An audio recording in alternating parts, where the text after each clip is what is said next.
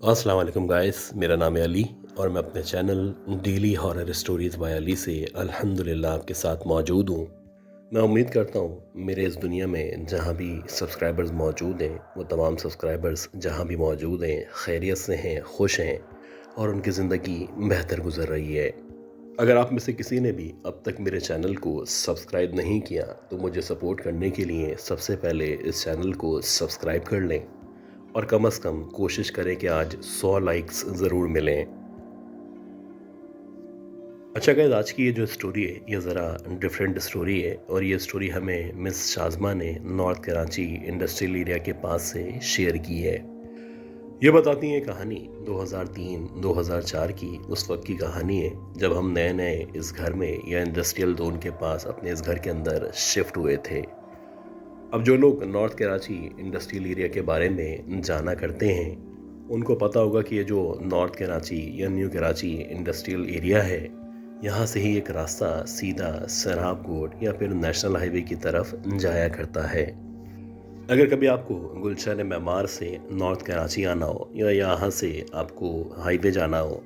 तो आमतौर पे इस रास्ते का या नाले वाले रास्ते का इंतखाब किया जाता है। ये बताती है कि हमारा जो घर था वो उसी नाले से कुछ फासले पे मौजूद था और उन दिनों मैं और मेरे शौहर उस घर में अकेले रहा करते थे।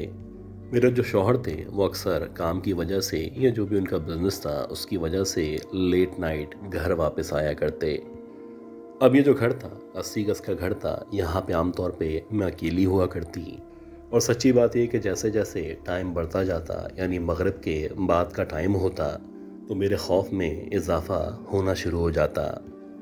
एक तो अतराफ़ का जो एरिया था जाहिर सी बात है वो इंडस्ट्रियल एरिया था। मगरिब के बाद यहाँ पे भी सन्नाटा हुआ करता और आम तौर पे यहाँ पे बच्चे वगैरह खेलते हुए दिखाई नहीं दिया करते थे। अच्छा, ये जो घर था इसमें दो छती पे अगर आपको जाना हो या आप कह सकते हैं कि छत पे अगर आपको जाना हो तो लकड़ी की सीढ़ियाँ मौजूद थीं और इन सीढ़ियों के बिल्कुल बराबर में हमारा फ्रिज रखा हुआ करता था। अक्सर ऐसा होता कि जब फ्रिज के अंदर जगह मौजूद नहीं होती तो फ्रूट या सब्जियां वगैरह मैं अक्सर फ्रिज के यूपर की तरफ रख दिया करती और वहाँ पे रखने की वजह यही थी, जाहिर सी बात है एक छोटा और पुराना फ्रिज था,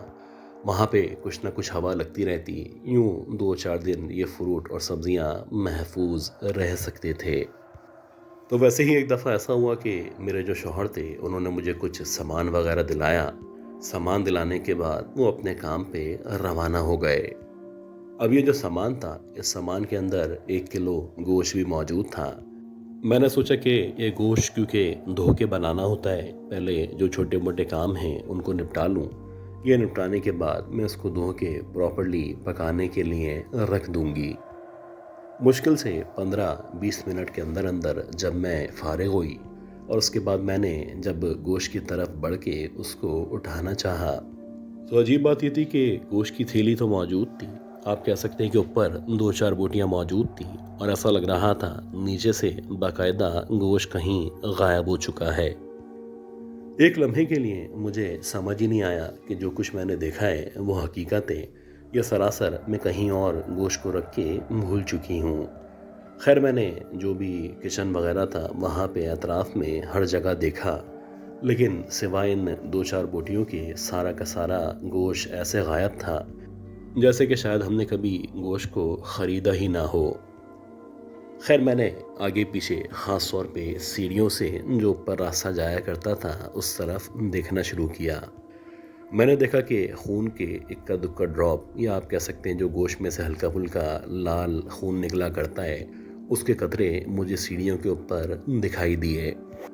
अब जब मैंने ये कतरे देखे तो मेरा यही ख्याल था कि शायद कोई बिल्ली फ़ौरन से आनन फानन यहाँ पे आके ये जो गोश्त के टुकड़े या गोश्त थे उसको उठा के ले गई होगी। और जाहिर सी बात है जब बिल्ली अपने मुंह के अंदर उस गोश्त को संभालेगी या उसको संभाल के लेके जाएगी तो उसमें से जो भी खून वगैरह या उसका पानी लगा होता है वो टपक के जगह जगह ज़रूर गिरेगा। बज़ाहिर जो सूरत हाल थी वो ऐसे ही थी कि जैसे ये जो गोश्त थे इसको बिल्ली ले जा चुकी है और मेरे पास माँ सिवाय इसको मानने के कोई और चारा कोई और रास्ता मौजूद नहीं था। खैर मैं मुतमईन थी कि चलो ठीक है, अल्लाह की बेहतरी होगी। लिहाजा मैंने जो सब्ज़ियाँ वगैरह मौजूद थी उनको निकाल के सब्ज़ियाँ बनाने के लिए रख दी। अब जब मगरिब हुई तो ज़ाहिर सी बात है, मगरिब के बाद मेरे शौहर कभी इशा तक या कभी लेट नाइट वापस आया करते थे, तो मैं उनके आने का इंतज़ार कर रही थी। मुझे एकदम से ऐसा लगा कि ये जो सीढ़ियाँ जहाँ दो छती या छत के ऊपर जाया करती हैं, वहाँ पे किसी के बातें करने की या अजीब सी आवाज़ महसूस हो रही है। खैर जब मैंने उस तरफ अपने कान लगा के बाकायदा गौर किया, तो पहला इंप्रेशन यही था जैसे कोई बच्चा उस तरफ मौजूद है, जो कि ज़रा पतली सी आवाज़ के साथ किसी से बातें कर रहा है। अब ये जो हमारे एतराफ़ में घर मौजूद थे, यानी आगे और पीछे जो भी घर मौजूद थे, इन दोनों घरों में इत्तेफाक से कोई बच्चा मौजूद नहीं था। जो सबसे कम उम्र का आदमी था या लड़का था, वो 24 या 25 साल का था, जबकि जो दूसरा वाला घर है वहाँ पे कोई मर्द ही मौजूद नहीं था। खैर अल्लाह जानता है कि जब मैंने आहिस्ता आहिस्ता करके सीढ़ियों के रास्ते ऊपर की तरफ बढ़ना शुरू किया, तो मुझे एक बच्चे की शरारती सी हंसी अपने कानों में महसूस हुई। ऐसा लगा जो भी ऊपर या दो छती पे मौजूद है, वो मेरे छत की तरफ आने पे या मेरे उसको तलाश करने पे मेरा मजाक उड़ा रहा है। अभी मैंने 2-4 कदम ऊपर बढ़ाए ही होंगे कि मुझे वहाँ से, जहाँ पे चूल्हा वगैरह रखा हुआ था, किसी चीज़ के एकदम से नीचे गिरने की आवाज़ अपने कानों में सुनाई दी। अब जब मैंने पलट के वहाँ से उस चूल्हे की तरफ देखा, तो मैंने एक अजीब सा, बहुत ही खौफनाक सा मंज़र देखा। मैंने देखा एक बच्चा जो कि महज 5 या 6 साल का होगा, बहुत ही पतला सा, लंबा सा उसका चेहरा था। ऐसा लग रहा था जैसे उसके चेहरे पे सफ़ेदी को मल दिया गया हो। यानी उसका चेहरा इस कदर सफ़ेद या वाइट था जैसे कि उसके चेहरे को रोशन किया गया हो। वो अजीब तरीके से शरारती अंदाज में मेरी तरफ देख के मुस्कुरा रहा था, जैसे कि उसको मुझे डराने से ही बहुत कुछ मिलने वाला है। और सच्ची बात यह कि जब मैंने इस छलावे को, ये जो भी जिनका बच्चा था, इसको वहाँ पे देखा, तो वह मुश्किल अपने आप को सीढ़ियों से नीचे उतारा और नीचे उतर के सीधा मैं गेट के रास्ते दरवाजे के बाहर की तरफ जाके खड़ी हो गई। मैं मुसलसल अपने घर के बाहर दरवाजे के साथ खड़ी हुई थी। ज़ाहिर सी बात है, बाहर भी सन्नाटा था और ये एरिया बहुत ख़तरनाक था। लिहाजा मैं बाहर खड़े होके रोते रोते अपने हस्बैंड के आने का इंतज़ार करने लगी। अल्लाह का शुक्र है कि 10-15 मिनट के अंदर अंदर जब मेरे हस्बैंड वापस आए, तो उन्होंने मुझे जब घर के बाहर देखा, तो उनको भी अंदाज़ा हो चुका था कि कुछ ना कुछ गलत ज़रूर हुआ है।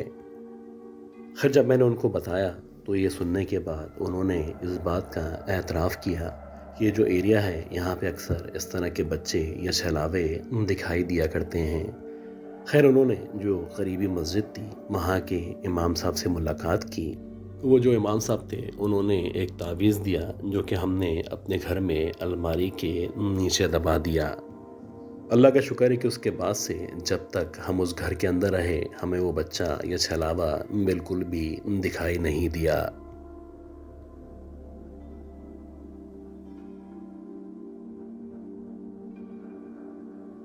अच्छा गाइस, उम्मीद करता हूँ ये जो पहली स्टोरी थी, ये स्टोरी आपको ज़रूर पसंद आई होगी।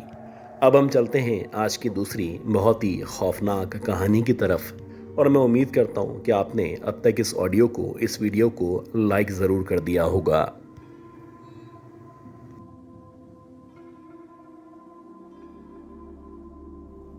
हादसात के बारे में कहा जाता है कि वो किसी का भी ना रिलीजन देखते हैं, ना कास्ट देखते हैं, ना एज देखते हैं, और ना ही ये देखते हैं कि वो किन के साथ होने जा रहे हैं। जब हादसात को पेश आना होता है, तो वो किसी के साथ भी, कभी भी, कहीं भी पेश आ सकते हैं। और कहा जाता है कि जब किसी के साथ कुछ होना होता है, चाहे वो अच्छा हो या बुरा हो, वो उसके साथ होके ही रहता है। इसलिए कहा जाता है कि अपने लिए हमेशा खैर की दुआ मांगनी चाहिए। आज की जो कहानी मैं आपको सुनाने जा रहा हूँ, ये 1985 की कहानी है और ये बेसिकली वेस्टर्न ऑस्ट्रेलिया की कहानी है। वैसे तो हमारे मुल्क में भी मुख्तलिफ ट्रेन डिपार्टमेंट्स हुआ करते हैं, कुछ इंटरसिटी होते हैं, कुछ विद इन कंट्री होते हैं। इसी तरह ऑस्ट्रेलिया के अंदर भी मुख्तलिफ डिपार्टमेंट्स हैं जो ट्रेन के मामले में डील किया करते हैं। इसी तरह जो उनकी कमर्शियल ट्रेन होती हैं, जिनको आमतौर पे मालगाड़ी कहा करते हैं, तो उन लोगों को जब ट्रेनिंग दी जाती है जो कि मालगाड़ी को चलाया करते हैं, तो उनको बताया जाता है कि कभी भी किसी भी वीरान जगह पे, किसी भी माउंटेन्स के बीच में, किसी भी ऐसे डेजर्ट में हो सकता है कि आपका सामना कुछ इस तरह की मखलूक़ात से हो जिनके बारे में साइंस यकीन नहीं किया करती। और अगर आपका सामना कभी भी इस तरह की मखलूक़ात से हो जाए तो आपको उनसे किस तरह डील करना है। वैसे ही 1985 में वेस्टर्न ऑस्ट्रेलिया में एक बहुत मशहूर ड्राइवर था। उसको किसी काम से या कोई भी कंसाइनमेंट लेके या मालगाड़ी को लेके एक शहर से एक ऐसी जगह पे पहुंचना था जो कि उसके शहर से तकरीबन 1700 किलोमीटर के फासले पे मौजूद थी। और अजीब बात ये थी कि जो 1700 किलोमीटर का रास्ता था, इसमें जो ज़्यादातर हिस्सा था वो ना सिर्फ जंगल बयाबान था, बल्कि बीच में कुछ इस तरह का एरिया था जिसके बारे में गवर्नमेंट की तरफ से बड़ी क्लियर इंस्ट्रक्शन थी कि हत्तुल इम्कान आप उस एरिया में जाने से परहेज़ करें। और ये जो एरिया था, इस एरिया के अंदर भी एक ख़ास इलाका था। उसके बारे में कहा जाता था कि जब भी कोई उस इलाके में या उस एरिया में जाता है तो वहाँ जाने के बाद ना जाने वो कहाँ पे जाके गुम हो जाता है, ना ही उसकी कोई निशानी मिलती है, ना ही उसके बारे में कोई मालूमात मिला करती है। खैर, ये जो सफ़र था, इस सफ़र का आगाज़ शाम के 6 बजे किया गया और उम्मीद यही थी कि अगले दिन शाम को 8 या 9 बजे तक जो भी इनकी डेस्टिनेशन है वहाँ पे पहुँच जाया जाएगा। ये जो शुरू के 6 या 8 घंटे का सफ़र था, ये बड़ा ही आसान, बहुत ही सहल सफ़र था और सब कुछ ऐसा लग रहा था स्मूथ चल रहा है। लेकिन जैसे ही रात के 2 या 3 बजे, जबकि ट्रेन एक ऐसी जगह पे मौजूद थी जहाँ पे लेफ़्ट और राइट में जंगल ही जंगल मौजूद थे और वहाँ पे जो रोशनी का इंतज़ाम है वो ना होने के बराबर था, तो एकदम से जो इस इंजन को ड्राइव कर रहा था उसको ऐसा लगने लगा जैसे आहिस्ता आहिस्ता करके ट्रेन की जो स्पीड है वो ना सिर्फ कम होती चली जा रही है, बल्कि इस मालगाड़ी ने एकदम से झटके लेना शुरू कर दिए हैं। और आमतौर पे इस तरह की जो सिचुएशन है वो उस वक्त पेश आती है जबकि जो इसका इंजन है वो नाकारा होने वाला होता है। और ऐसा ही हुआ कि आने वाले 10 या 15 मिनट के अंदर अंदर ये जो भी मालगाड़ी थी, इसने बहुत ज़्यादा झटके लिए और झटके लेने के बाद एक ऐसी जगह पे जाके मुकम्मल तौर पे ख़राब हो गई जहाँ पे दूर दूर तक ना ही कोई इंफ्रास्ट्रक्चर मौजूद था, ना ही आबादी मौजूद थी। और ऐसा लग रहा था कि यहाँ पे आने के बाद यहाँ से निकलना या यहाँ से बच के वापस जाना नामुमकिन हो जाएगा। अब जो इंजन को ड्राइव कर रहा था वो तो बाहर निकला, उसके साथ जो भी अमला था, यानी कि टोटल ये जो भी 4 या 5 अफराद थे, सारे के सारे उस मालगाड़ी से नीचे उतर चुके थे। इन लोगों के हाथ में टॉर्च लाइट मौजूद थी और ये लोग कोशिश कर रहे थे कि जो भी ख़राबी हुई है उस ख़राबी को दूर करने की कोशिश कर सकें। तकरीबन 15 या 20 मिनट तक मुसलसल कोशिशों के बावजूद जब इनको लगने लगा कि इसके सही होने का या इसके स्टार्ट होने का कोई चांस नज़र नहीं आ रहा, तो एकदम से मायूस होने लगे। और इसी दौरानिए में जबकि ये लोग मायूस होना शुरू हो चुके थे, तो इन लोगों को ऐसा लगा कि ये जो मालगाड़ी का ट्रैक है, इस ट्रैक के बिल्कुल आखिर की तरफ, यानी जहाँ तक इनकी निगाह जा रही है, उस तरफ से कोई चलता हुआ इनकी तरफ आहिस्ता आहिस्ता करके बढ़ता चला आ रहा है। अब जैसे जैसे वो वजूद इनके करीब आ रहा था तो ये अंदाज़ा हो चुका था कि वो जो भी है वो एक नहीं है, एक बहुत लंबा सा कोई शख्स है, उसके पीछे फिर 2 और लोग हैं जो मुसलसल आगे की तरफ बढ़ते चले आ रहे हैं। इन लोगों के पास क्योंकि टॉर्च लाइट्स मौजूद थीं, तो इन लोगों ने उस तरफ उन टॉर्च लाइट्स को मारना शुरू किया। अब जैसे जैसे इन लोगों ने टॉर्च लाइट को मारना शुरू किया और इस टॉर्च लाइट की जो रेंज थी, उस रेंज के अंदर जब वो वजूद नज़र आना शुरू हुए, तो इन्होंने देखा कि एक औरत है जो वेस्टर्न लिबास में, जैसे कि आम तौर पे उस दौर में हुआ करता था, ट्रैक पे चलती हुई न सिर्फ आगे बढ़ती चली आ रही है, बल्कि उस औरत के पीछे की तरफ दो लड़कियां हैं जो बज़ाहिर उसकी अपनी बच्चियां लगती हैं, एक एक करके उसको फॉलो करती हुई उसके पीछे आ रही हैं। ये तीनों ख़वातीन थीं, जिनमें एक बड़ी औरत थी और शायद उसकी दो बच्चियां थीं। अब जैसे जैसे ये जो औरत थी ये मज़ीद करीब आई, तो उसका जो हुलिया था कुछ अजीब सा हुलिया था। ऐसा लग रहा था जैसे उसके जो बाल हैं वो गर्द आलूद हैं, उसके चेहरे पे बहुत सारे ज़ख़म मौजूद हैं, और अजीब बात ये थी कि उस औरत की जो आंखें थीं वो दूर से ही बहुत बड़ी बड़ी लग रही थी, और ना सिर्फ बड़ी बड़ी लग रही थी बल्कि ऐसा लग रहा था जैसे उसकी जो आई बॉल्स हैं वो मुकम्मल तौर पे सफ़ेद हैं। एक एक करके जब वो तीनों इस मालगाड़ी के बिल्कुल करीब पहुंची, तो अब वाज़े तौर पे इस अंधेरे में उनकी जो आंखें थीं वो ना सिर्फ चमक रही थीं, बल्कि एक सफ़ेद सी रोशनी थी जो उनकी आंखों से मुसलसल बाहर निकल रही थी। जैसे ही ये तीनों औरतें इनके बिल्कुल करीब आईं, तो उन तीनों ने, जिनमें एक औरत थी और दो उसकी बच्चियां थीं, अजीब सी आवाज़ में कुछ बोलना शुरू किया। अब ये जो आवाज़ थी, ये जो भी लैंग्वेज थी, ये कम से कम इंग्लिश नहीं थी। बज़ाहिर ऐसा लग रहा था जैसे कोई पॉलिश लैंग्वेज में या बहुत ही कदीम ज़बान में बात कर रहा है। इन पांचों में जो सबसे सीनियर वहाँ पे मौजूद था, उसको थोड़ी बहुत पॉलिश ज़बान की समझ आया करती थी। जब उसने गौर करना शुरू किया कि ये जो औरत है वो बज़ाहिर क्या कह रही है, तो इसकी ट्रांसलेशन के मुताबिक उसने बताया कि ये जो औरत है वो पॉलिश ज़बान में या कदीम किसी ज़बान में ये कह रही है कि तुम सब की जो मौत का वक्त है वो बहुत ही करीब आने वाला है, और वो लम्हा दूर नहीं है जब तुम सारे के सारे मौत के मुंह में चले जाओगे, और जब तुम लोग मौत के मुंह में चले जाओगे तो वहाँ से वापसी का कोई रास्ता ना होगा। अब जैसे ही उसको थोड़ी बहुत लैंग्वेज समझ आना शुरू हुई, तो इसको जो भी अपने रिलीजन के मुताबिक वर्सेस आती थी, जो कुछ इसने सीख रखा था, उसने वो फ़ौरन से पढ़ना शुरू किया। और ना सिर्फ पढ़ना शुरू किया बल्कि साथ जितने भी अफसरान थे या जितने भी लोग थे, उन सबको एकदम से कहा कि जितना जल्दी हो सकता है मालगाड़ी के अंदर की तरफ जाने की कोशिश करो। खैर, ये लोग जितना जल्दी हो सकता था वहाँ से भागते हुए जैसे तैसे करके मालगाड़ी के अंदर आ गए, और जो ड्राइवर का रूम था या जहाँ पे इंजन ड्राइवर मौजूद हुआ करता है, ये सारे के सारे वहाँ पे आ चुके थे, और वहाँ पे आने के बाद इन्होंने जो दरवाज़ा था उसको बंद कर लिया था। तकरीबन 1 से 1.5 घंटे तक ये लोग बताते हैं कि मुसलसल कोई इनके दरवाजे को न सिर्फ पीटता रहा, बल्कि इस दौरानिए में मुख्तलिफ और लैंग्वेजेस में अजीब अजीब तरीके से इनको डराने की कोशिश करता रहा। वो जो भी औरत थी या उसके साथ जो भी बच्चियां मौजूद थीं, उनकी पूरी कोशिश थी कि किसी भी तरह इधर अंदर की तरफ दाखिल हो सकें,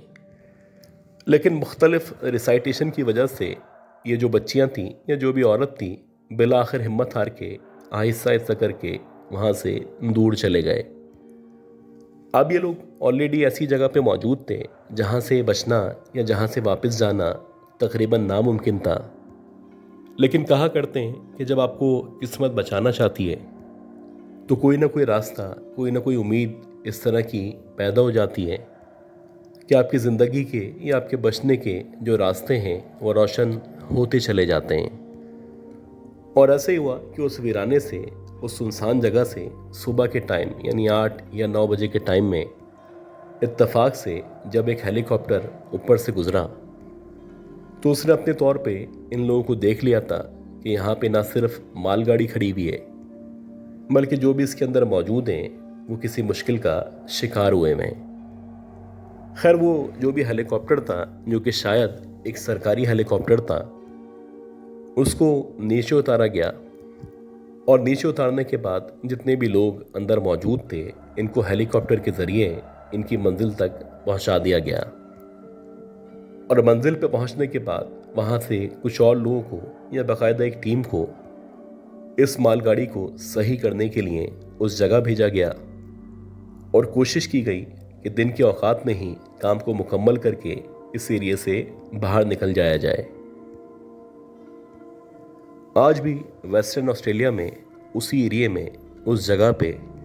वो एरिया या वो जगह मौजूद है जिसके बारे में कहा जाता है कि वहाँ पे वो औरत और उसकी 2 बेटियाँ अब भी नज़र आती हैं। और ज़्यादातर लोग जो वहाँ पे गए हैं या किसी भी वजह से उस वीरान इलाके में जाके फंसे हैं, तो उसके बाद उनका कुछ भी पता नहीं चल सका कि बिलाखिर वो कहाँ गए और कौन उनको अपने साथ ले गया।